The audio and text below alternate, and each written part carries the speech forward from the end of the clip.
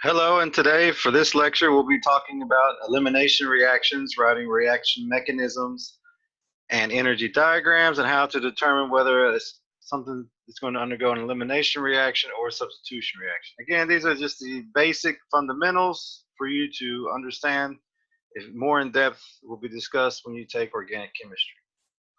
So on that note, we'll get started with today's lecture.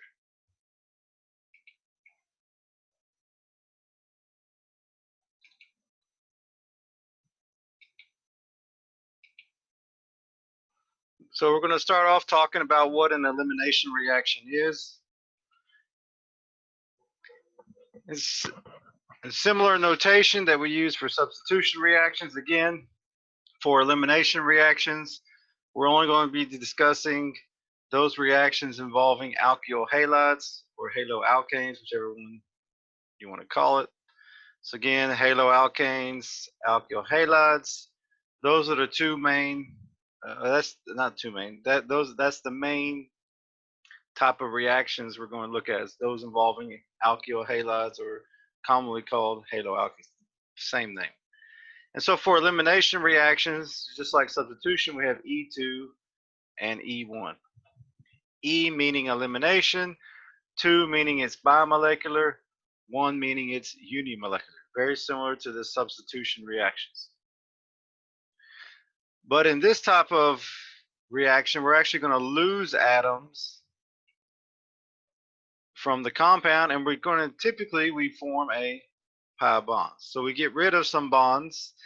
We get rid of generally two sigma bonds, and we form a pi bond. And so for just like SN2, E2 is a concerted reaction. So concerted means it happens in one step, and it's an elimination reaction. So what happens in an E2 reaction is you have your leaving group, or the halide, it leaves, and then a hydrogen on a carbon adjacent to it leaves as well, and those electrons from that CH bond go and fill between the two carbons, forming a double bond. And so this is what's referred to as an elimination reaction. So again, the halogen leaves. As the halogen's leaving, the base, so this is a base here. Notice for substitution we talked about nucleophiles, but for elimination, typically we want a strong base. So this base attacks the hydrogen on a carbon adjacent to the carbon with the halogen leaving, and as it attacks the hydrogen, the halogen leaves, and these electrons between the CH bond go here, and that's where we get our double bond. So again, this is all concerted. It happens all at the same time.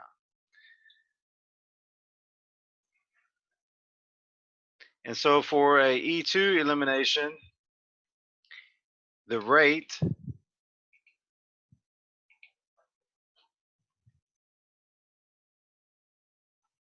is equal to K times the alkyl halide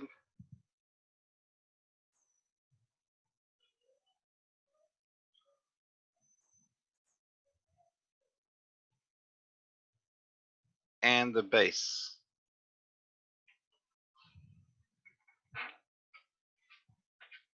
So that's for an E2 reaction. And all the same things apply to that, the same criteria involving solvents and stuff for SN2 as well as E2. And the same type of energy diagram, so we would draw the energy diagram of this.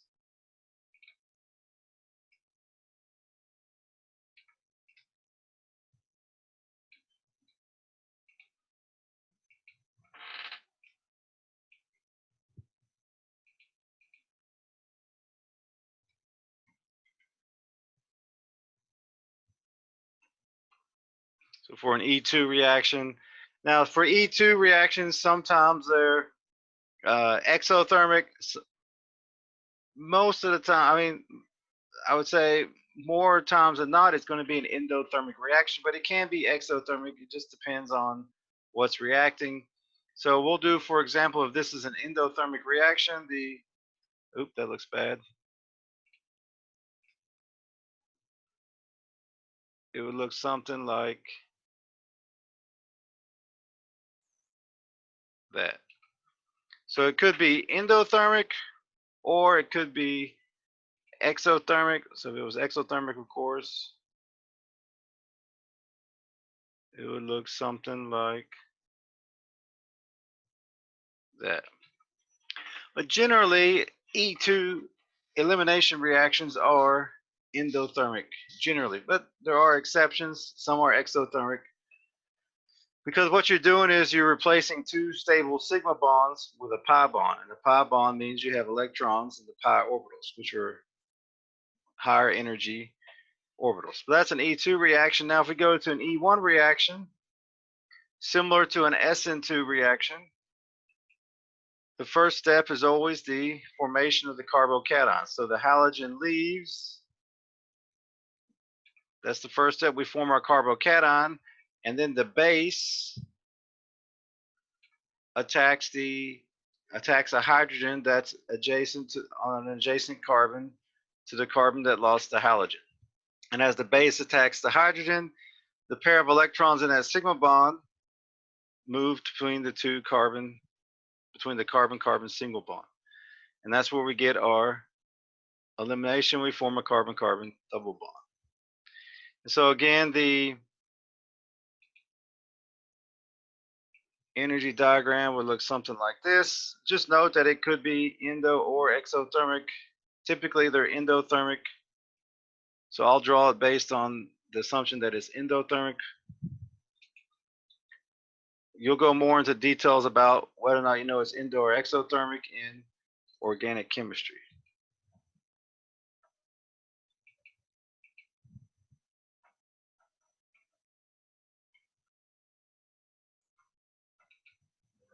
And so if we'll say this is endothermic,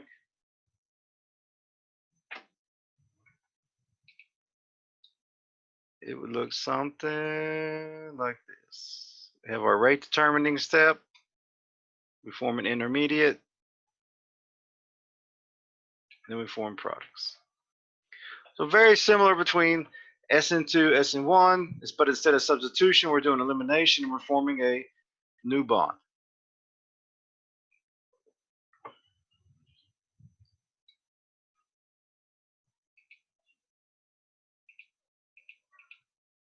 So for an E1 reaction, again, just to go over some of the key points, the first step is the rate determining step. And that's why it's called E1, because the alkyl halide affects the rate of reaction, because that's the only thing that occurs that is in the rate law. It's the alkyl halide. So the first step is the rate determining step. Then we form our intermediate, which is the carbocation. And then what happens is the base attacks the carbocation and we form our alkene. And so this is what the transition state looks like. The carbon-bromine bond is getting longer. So eventually it's going to break. And this carbon here is getting a positive charge. After we form the carbocation, shown here, the base attacks the hydrogen that's on a carbon adjacent to the carbon with the positive sign. And as the base attacks the hydrogen, the electrons in that carbon-hydrogen sigma bond move to the carbon-carbon bond to form a, double bond. So this is a two-step mechanism, but it's unimolecular because only the alkyl halide is in the rate determining step.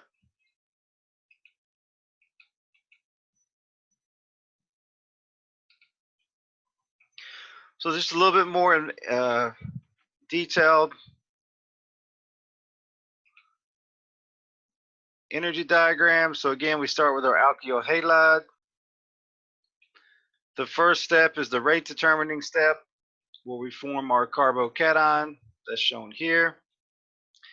Then in a carbon adjacent to the carbocation, the base attacks a hydrogen And as it attacks the hydrogen leaves the carbon, and these electrons get pulled into the carbon-carbon bond, and we form our alkene. Notice again that the rate is only dependent on the alkyl halide. This is a little bit more involved mechanism, or another type of mechanism. This bromine leaves, we form the carbocation. Here water is the base, so water attacks this hydrogen, and water is a weak base, by the way, but water attacks this hydrogen, causing it to leave, and then these electrons get pulled here, forming the alkene. And so again, the rate is only equal to the concentration of the alkyl halide in it.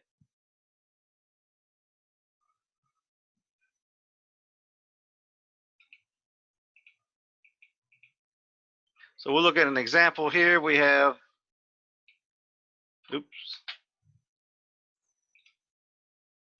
we have OH minus, it's a strong base, and we have our alkyl halide, which is tertiary.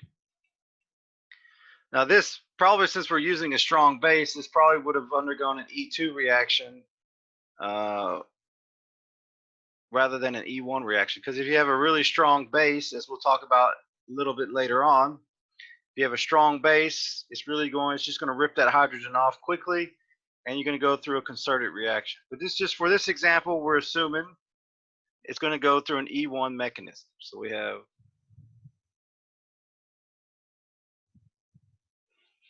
we'll assume it's an E1 reaction. So the first step, the iodine leaves, called a leaving group. We form our carbocation. That's the first step. Again, the carbocation is what's referred to as the intermediate.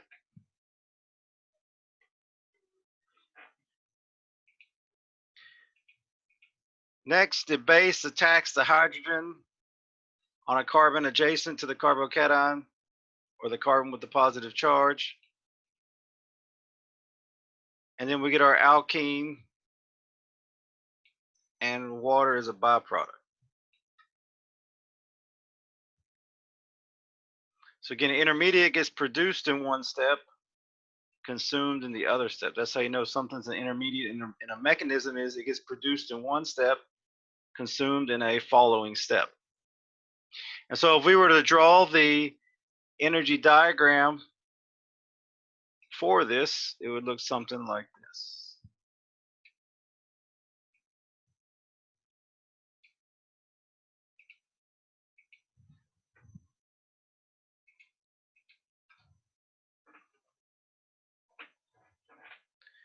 Again, we'll assume it's endothermic.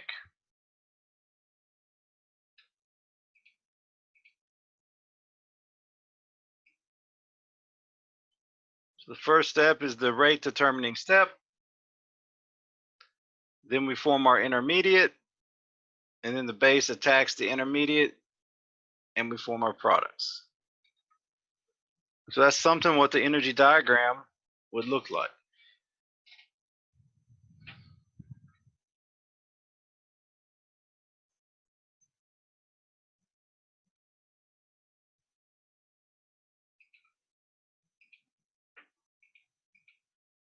Now let's get to E2 reactions. So E2 reactions, again, it's a concerted reaction. And sometimes in chemistry, we said, elimination reactions happen very readily with strong bases. And as you saw, for example, hydroxide is a strong base and a strong nucleophile because it's negative charge. However, in chemistry, we have some things that are strong bases, but not necessarily strong nucleophiles. And one such example of that is what we have here. This is called LDA, lithium diisopropylamine.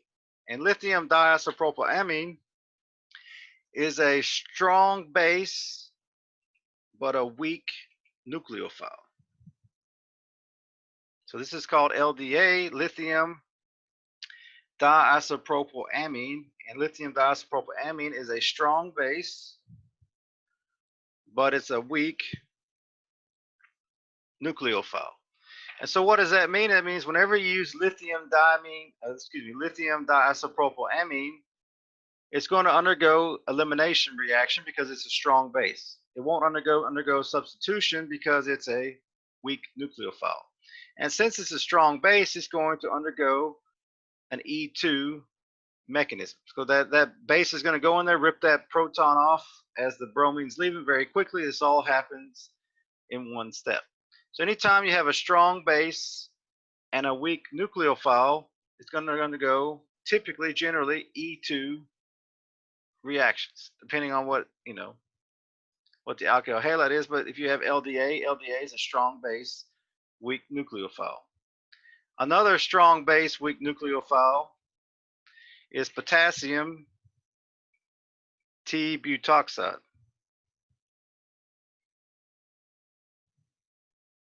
So and we'll show you, I have an example of what this looks like in just a second, but potassium T-butoxide is a strong base, weak nucleophile. And the way, one of the characteristics of knowing if something is a strong base and weak nucleophile is if it's bulky. So if you look here, lithium diamine is a very bulky, the amine is a very bulky anion. So since it's very bulky, it's going to be a strong base, but due to its steric hindrance and bulkiness, it's not going to be a good nucleophile. So that's why they generally form or undergo elimination E2 reactions. So again, strong base, weak nucleophile tend to undergo E2 mechanisms. So here we have a alkyl halide. We introduce LDA, which is the lithium diisopropylamine. So what happens is this is a concerted reaction. So as the bromine leaves, the base attacks the hydrogen on the carbon adjacent to the carbon with the leaving group. And then those electrons get transferred to that carbon-carbon bond. And we form our alkene.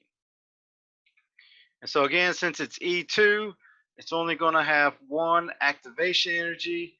And in this instance, they refer to it as endergonic reaction. So it has to absorb energy, which is not unusual for an elimination reaction. Now, why is it endergonic? Because what's happening is while this reaction is being undertaken, we're breaking a carbon-bromine sigma bond and a carbon-hydrogen sigma bond, and we're forming a pi bond and a nitrogen-hydrogen bond. This is what is occurring.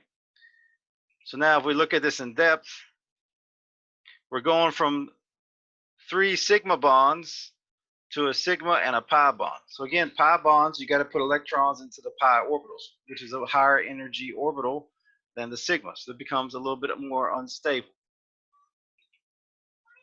Looks something like this. And so generally that's why elimination reactions are endothermic, because electrons occupy the 2p orbital to form the pi bond.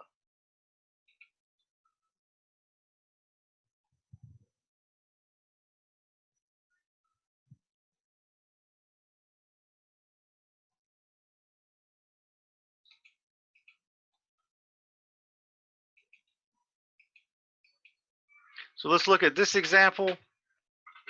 Here we have a alkyl halide, and we have what's called ethoxide. Usually your alkoxides are strong bases and strong nucleophiles, so alkoxides or strong bases. Typically they're strong bases, strong nucleophiles. So this is ethoxide. Ethoxide is a strong base. And so since this is a strong base, this is going to undergo E2 mechanism.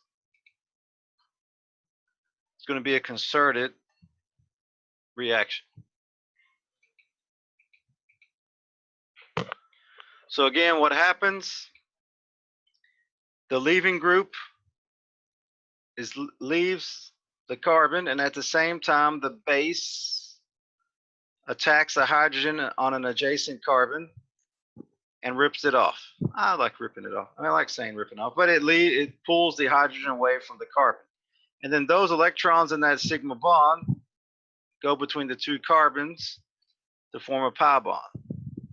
And so the products are your alkene and an alcohol. And so the energy diagram for this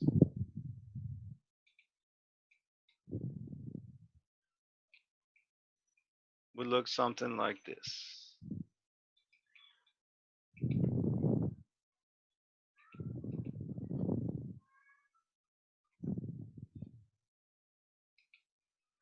So since this is E2, it's a one-step mechanism.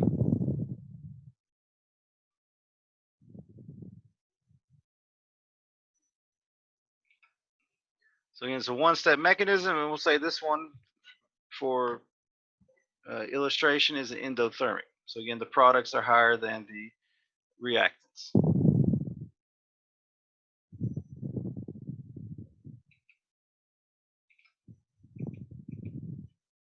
So this is just a little more involved, showing you at each step what's happening for an E2 reaction, just to kind of cement what the mechanism looks like. So again, here we have our alkyl halide or haloalkane.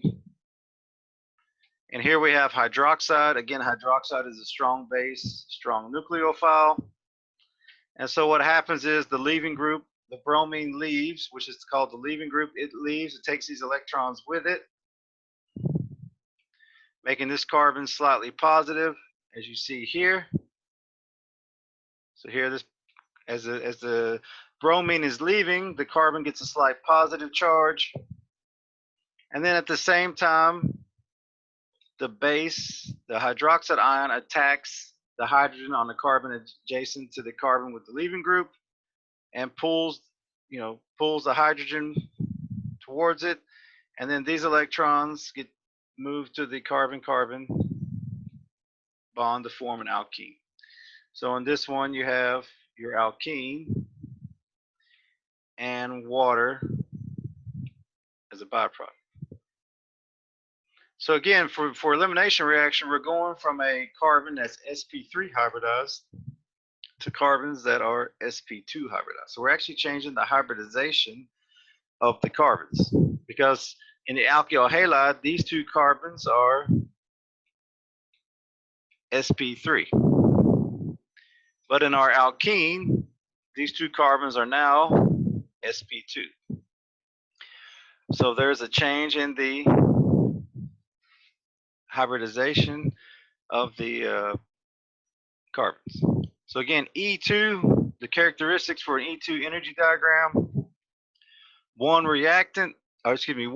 activation energy, one step, whatever you want to call it, one hump occurs, and it can generally either be endo or exothermic. It depends on the reaction conditions.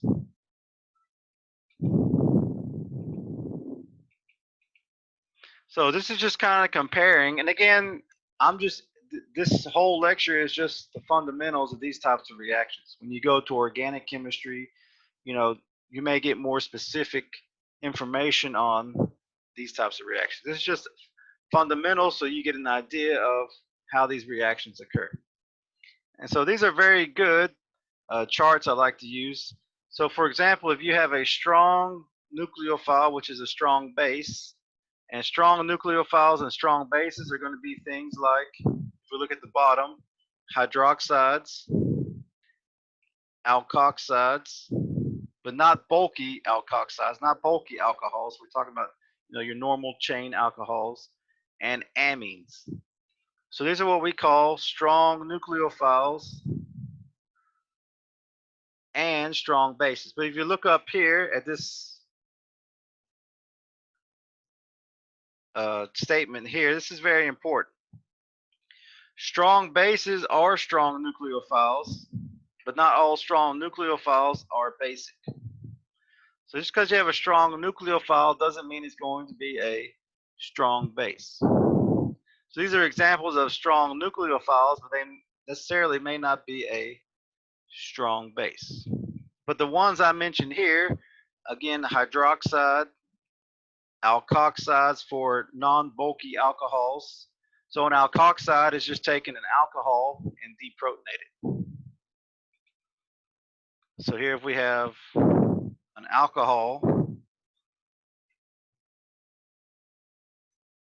we deprotonated, that's the alkoxide. And typically alkoxides will have a metal. So for example, if we have KOR, this would be a potassium alkoxide. So the way you know you have an alkoxide and not an alcohol is alcohols have an H attached to the O. Alkoxides have usually a group 1 metal.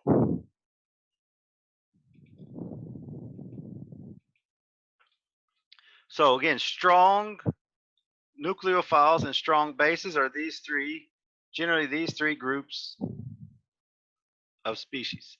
And so if we have a methyl alkyl halide and this is a strong nucleophile and strong base, generally this is going to undergo, well, it can only undergo SN2 reactions, because if you have a methyl halide, there's nowhere for a double bond to form. So if you have a strong nucleophile, strong base, and you have a methyl halide, it's only going to go SN2. Primary alkyl halides generally undergo SN2. Now when you get to your secondary and tertiary alkyl halides, they undergo E2 reactions when you have a strong nucleophile and a strong base. Remember that for tertiary alkyl halides, they cannot undergo SN2 because they're too bulky. But if you have a strong nucleophile and strong base, it can undergo E2 mechanism. So if you have a tertiary alkyl halide and you use hydroxide, more than likely you're going to have a E2 reaction. Now if we go to something that's a strong nucleophile and a weak base, so strong nucleophile and weak bases are things like your amines, sulfide or thiones, I believe is the term, cyanide, azide, iodide, carboxylates, hydrogen sulfide, or thiols. These are strong nucleophiles, but they're weak bases. So if you have a strong nucleophile and it's a weak base, it's only going to undergo, the major reaction is only going to be SN2. And again, for SN2 cannot react with a tertiary alkyl halide. So if you have, if we take cyanide and try to react it with a tertiary alkyl halide, say XCR3, no SN2 reaction. It won't react. Because again, for SN2, you can't have bulky halides.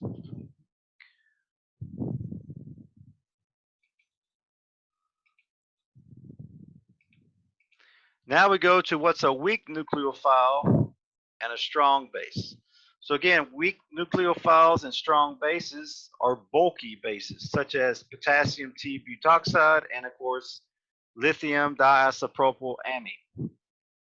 And of course, when you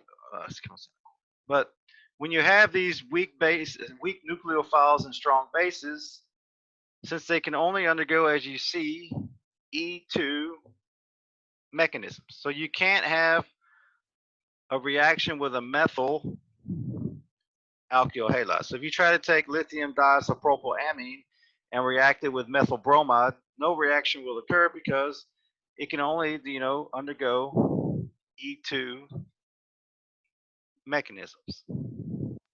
So it goes in there, it's a strong base, it's going to rip that proton off, and you're going to get your elimination reaction. Now the last group is a weak nucleophile and a weak base. So these are things like water, of course, is a weak nucleophile, weak base, alcohols, carboxylic acids. And notice that these only react with a secondary and tertiary alkyl halide. And you get a mixture of SN1 and E1 products. Now again, these are just general guidelines. There may be in some of these reactions, depending on solvent or what type of nucleophile or base you use, you could get a mixture of products. But generally, these are the trends that are observed. When you go into organic chemistry, you'll learn more in depth about these.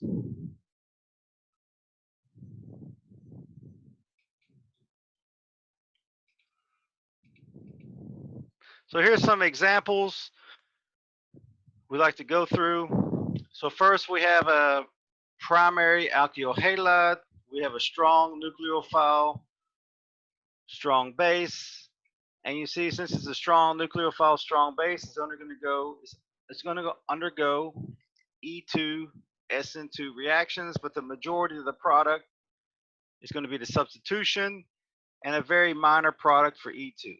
Notice though, in the solvent, we're using a polar aprotic solvent because polar aprotic solvents are ideal for SN2 E2 reactions because they don't interfere with the reaction by interacting with the nucleophile slash base. Now we come to a more bulky primary alkyl halide. It's a little bit more bulky, so it's a little bit harder for that nucleophile to attack from the backside.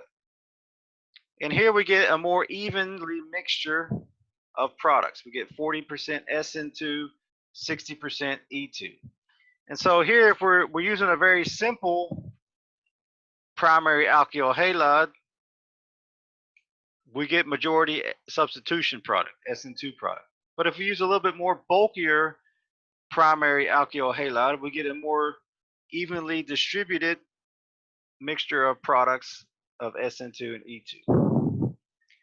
Now when we go to a secondary alkyl halide with a strong nucleophile, strong base, you see now we get mainly E2 product and very little SN2. So it prefers to form the alkene versus the substitution.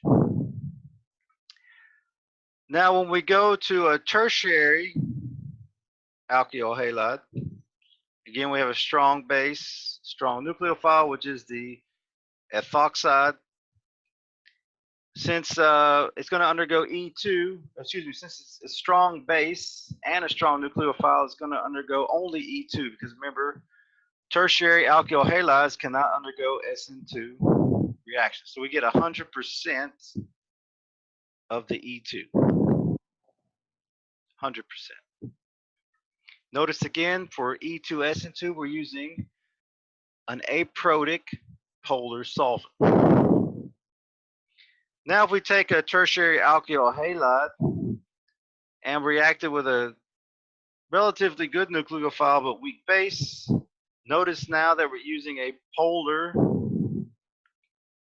protic solvent such as methanol. 80% of it is going to be the substitution of the nucleophile.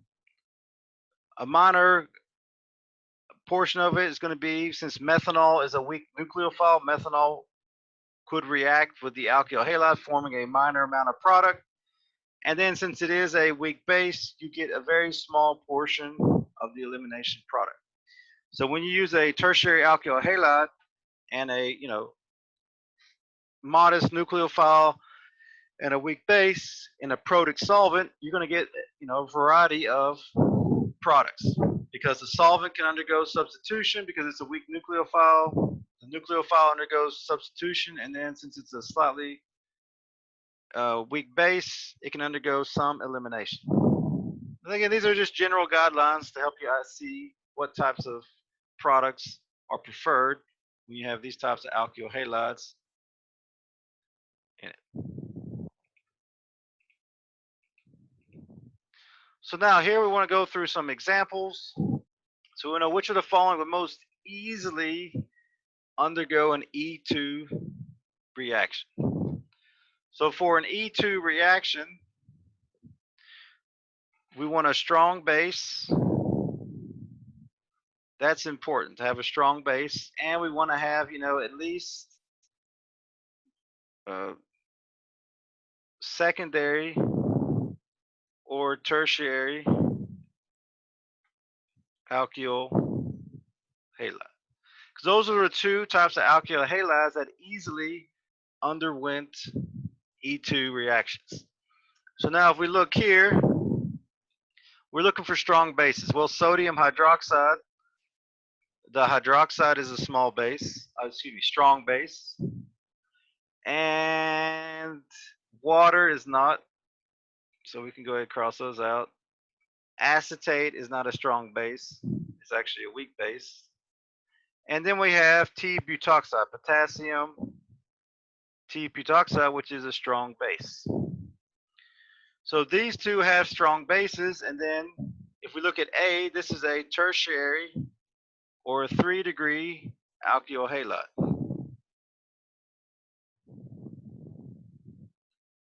Tertiary. And then if we look at this one, this is a secondary alkyl halide. So since we have strong bases and a tertiary secondary alkyl halide, these could undergo, most likely would undergo SN2 reactions. The others would not.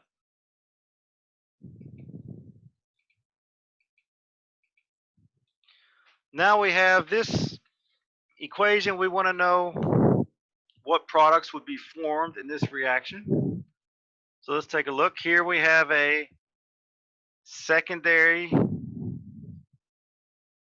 alkyl halide. That's secondary alkyl halide. We have a strong base but a weak nucleophile because it's very bulky. The potassium T-butoxide, again, it's a strong base, weak nucleophile, and we're using a aprotic polar solvent.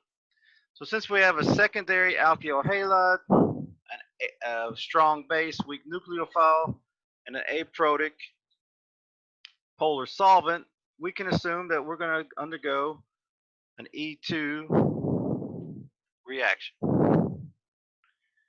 And so if we look at this alkyl halide, we could form a double bond on this side, or we could form a double bond on this side. So the ones that would be products would be A, because we formed a double bond here. Not B, nothing happened. We just lost the bromine. Not C, because you can't form an alkyne. Not D, because where did the OH come from? We're not using an alcohol. E can be one because we formed a double bond on this carbon.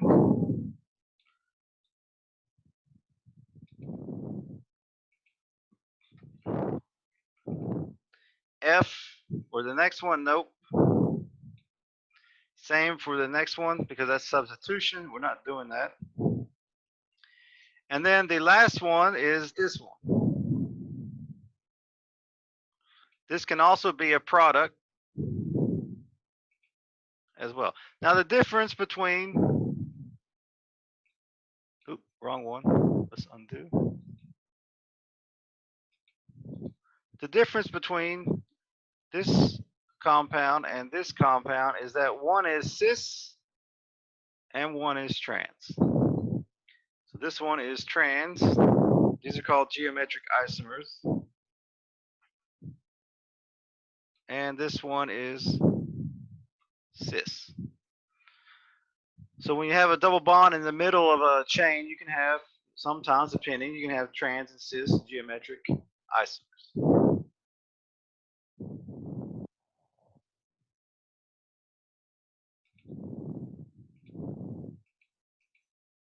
And one last one here. We want to know which of the following would easily observe the following energy diagram. So we look at our energy diagram. You see it has two humps and it has an intermediate. So we're looking for either SN1 or E1 reactions. So we have a strong base, strong nucleophile, the ethoxide,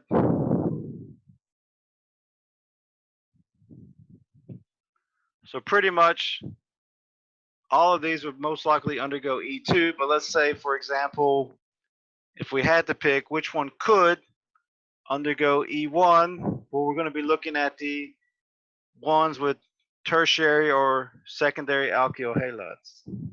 Oh no, it would only be tertiary, sorry. So that one wouldn't, because again, we have a primary alkyl halide. That one wouldn't, because we have a secondary alkyl halide and a strong base slash nucleophile. Undergo E2. C wouldn't, because it's a methyl bromide. It can't undergo SN1 or E1 because it can't form a carbocation. D doesn't have a halide. Now the only one that could possibly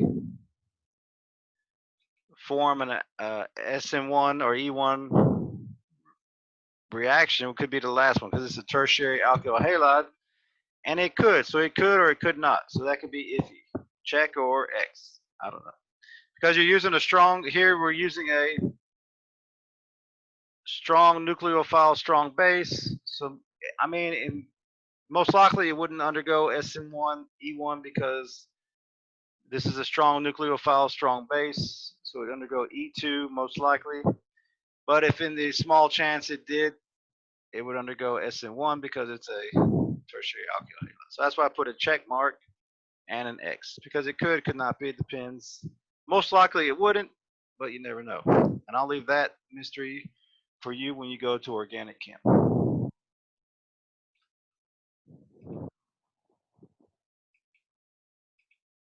So one last thing we're going to talk about that will conclude kinetics chapter is catalysts. So what a catalyst does is a catalyst helps lower the activation energy of a reaction, so it makes it easier for reactants and products to form, or reactants to form products. But the key thing about a catalyst is that it is not consumed in the reaction. So a catalyst is not consumed in a reaction.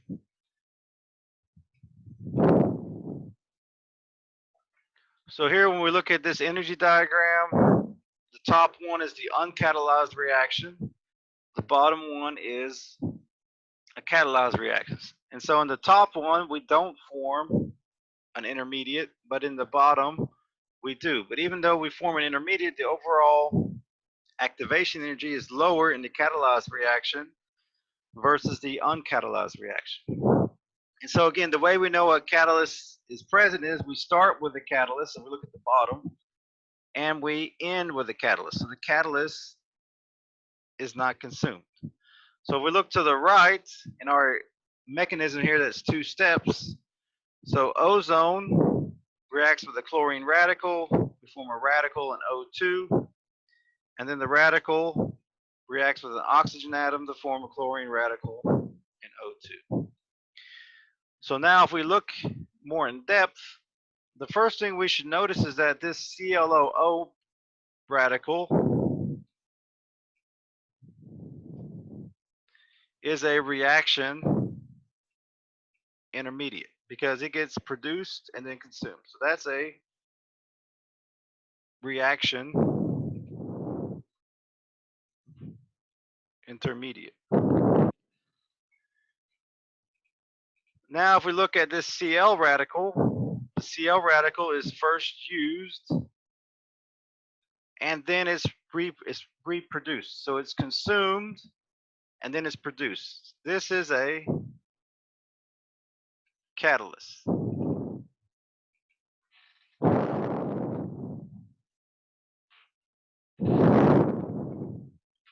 So that's how you know the difference between a catalyst and a reaction intermediate. A catalyst is consumed and then produced. An intermediate is produced and then consumed.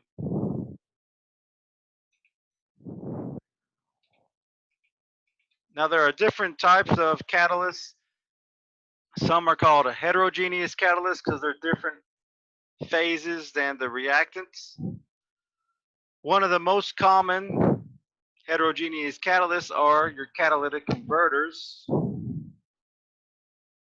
in your tailpipe. And so what that does is it helps convert some of the pollutants into more stable compounds. And so that's what's in the back underneath your car. If you have an internal combustion engine, they have catalytic converters which help catalyze the reaction to convert some of your harmful pollutants into less harmful compounds. Now, homogeneous catalysts are catalysts in the same phase. So over here we have this reaction of an ester with water to form acetic acid and alcohol. We do the same reaction, but now we use an acidic solution, which is denoted by the H+. This tells us that this reaction is catalyzed with an acid. And so it's homogeneous because it's the same phase as the reactants and products.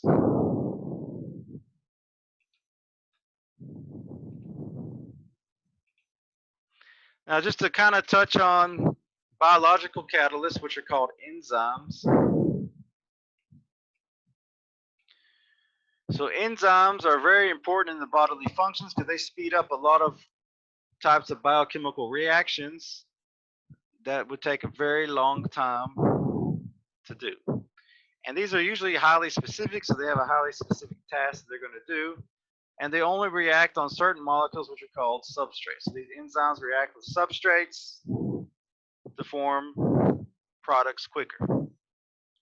Now, if you take biophysical, biochemistry later on in your career, you'll learn more about enzymes and the different types of enzymes and what substrates they act on. But just to give you one example of a catalyst in regards to hangovers, is we have alcohol dehydrogenase and aldehyde dehydrogenase catalyze the metabolism of ethanol. So those people that consume alcoholic beverages, when you consume alcohol,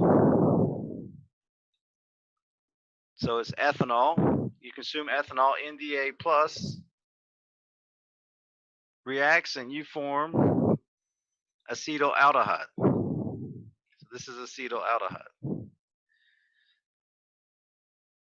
So if you drink a lot of alcohol or consume a lot of alcohol, then you're going to make a lot of acetaldehyde. And this is what gives you your hangover feeling, the headache, the nausea, the vomiting. But then what happens is your body takes the acetaldehyde, reacts with water to form acetic acid and H+. So the acetaldehyde is converted into acetic acid, which is harmless. And sometimes when someone is drinking a whole lot, after a while they could start smelling of vinegar because your body's producing an enormous amount of acetic acid. Now, one of the old folklores is if someone drinks a lot, they can drink a lot of water and they won't get a hangover. And that has something to do with Le Chatelier's principle. So your body is producing acetaldehyde, and if you consume a lot of water, so if you drink a lot of water, then you're going to push the acetaldehyde to make more acetic acid. And so acetic acid, when you make it, doesn't give you the hangover effect. But regardless, drinking alcohol in general is not good for you, so I don't recommend you drinking at all. But this is the reaction that occurs in your body when you do drink it.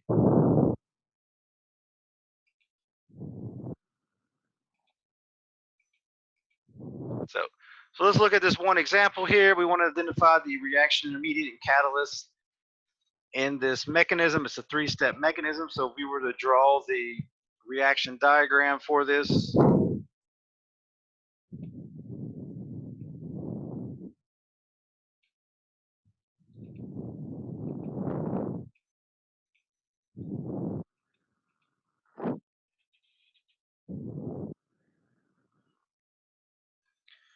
so here we'll start off.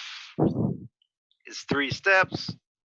We'll say the first step is the rate determining step.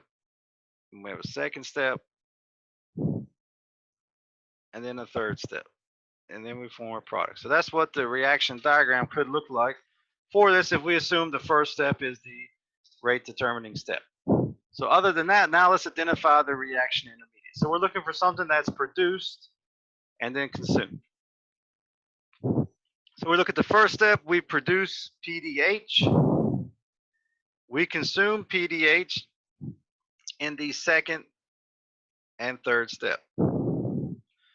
Also, we produce C2H5PD and we consume C2H5PD.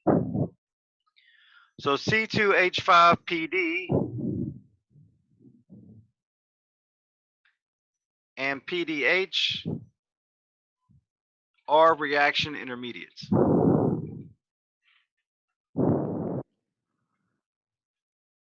So both of those are reaction intermediates. Now let's identify if there is a catalyst. So here we start with PD in the first step, and at the end we end with PD. So you notice that palladium was not consumed and produced, or excuse me, was not produced and consumed, it was consumed and then reproduced at the end. So there was no net loss of the palladium. So palladium is the catalyst here.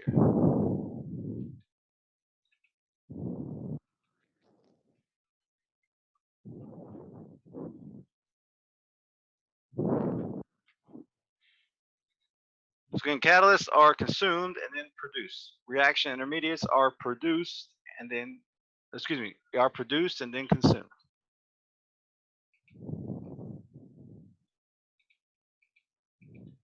So on that note, that draws an end to today's lecture on elimination reactions and catalysts. I hope you enjoyed the lecture. Until next time.